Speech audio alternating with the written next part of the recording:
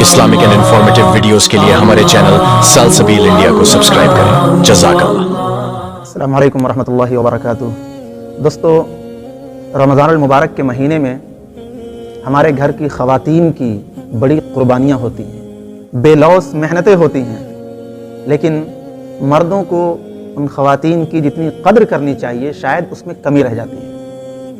آپ ذرا غور کریں، ایک خاتون صبح کے وقت میں اٹھتی ہے، بیدار ہوتی ہے، جب سارے لوگ سو رہے ہوتے ہیں، گھر کے اندر پورا سناٹا ہوتا ہے، ایسے وقت میں وہ خاتون اٹھتی ہے، نیند کا غلبہ ہوتا ہے، لیکن اپنے گھر والوں کی فکر ہوتی ہے، گھر والوں کی فکر اس کی نیند پر غالب آ جاتی ہے، اور وہ جاتی ہے کچن کے اندر، آگ جلاتی ہے، چولہا جلاتی ہے، کھانا تیار کرنا شروع کرتی ہے۔ جب سحری تیار ہو جاتی ہے تو آ کر کے تمام لوگوں کو اٹھاتی ہے، دسترخوان لگاتی ہے، سب کو کھلاتی ہے، اخیر میں بچا کھچا خود بھی کھا لیتی ہے۔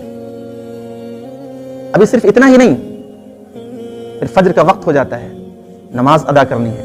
اب اسے ایک فکر لاحق ہوتی ہے کہ ابھی ہمارے بچے اٹھیں گے، ان کو اسکول لے کر کے جانا ہے، یا اسکول کے لیے تیار کرنا ہے، ان کا ناشتہ تیار کرنا ہے، شوہر کو بھی آفس جانا ہے، اس کے لیے بھی تیاری کرنا ہے، ان کے جوتے تیار کرنا ہے، پالش کرنا ہے، بچے کا بیگ چیک کرنا ہے۔ یہ سارے کام ایک خاتون کو، گھر کی خاتون کو کرنا پڑتا ہے۔ رات میں جلدی اٹھی تھی لیکن سونے کا وقت اسے نہیں مل رہا ہے۔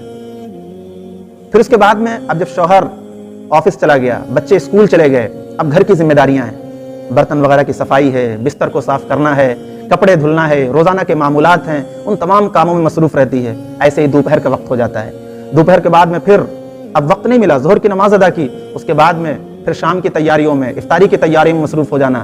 یہ تمام مصروفیات ہوتی ہیں گھر کی ایک خاتون کی۔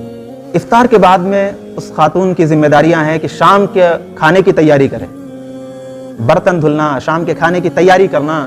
یہ وقت یوں ہی گزر جاتا ہے اور عشاء کی نماز کا وقت آ جاتا ہے۔ عشاء کی نماز کے بعد میں نماز تراویح بھی ادا کرنا۔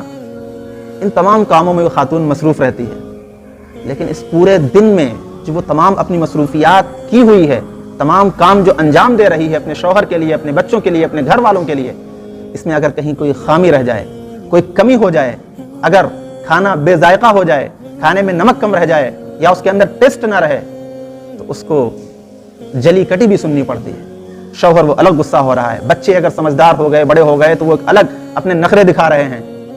اس طرح کی تمام چیزیں گھر کی خاتون برداشت کرتی ہے۔ لیکن کیا ان تمام قربانیوں کا ہم نے صلہ دیا؟ کیا ہم نے اس خاتون کے اس طرز عمل پر ہم نے اس کو کوئی انعام دیا بحیثیت شوہر؟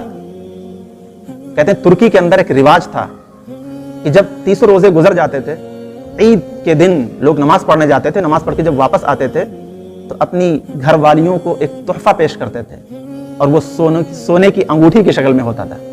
وہ سونے کی انگوٹھی اس خاتون کو بطور تحفہ دی جاتی تھی کہ اس خاتون نے، اس ہماری بیوی نے رمضان بھر ہماری خدمت کی، خوب خیال کیا، سحری اور افطاری بنائی اور تمام چیزوں میں کمیاں نہیں چھوڑی، لہذا اس کا یہ تحفہ ہے، اس کا یہ انعام ہے کہ اس کے سامنے اس کی خدمت پہ پیش کیا جاتا تھا۔ بہرحال ہمیں بھی چاہیے کہ اپنی بیویوں کی ہم قدر کریں اور ان کی اس قربانی کو نظر انداز نہ کریں جو رمضان المبارک کے مہینے میں یہ خواتین ہمارے لیے اور ہمارے بچوں کے لیے اور ہمارے گھر والوں کے لیے قربانیاں دیتی ہیں۔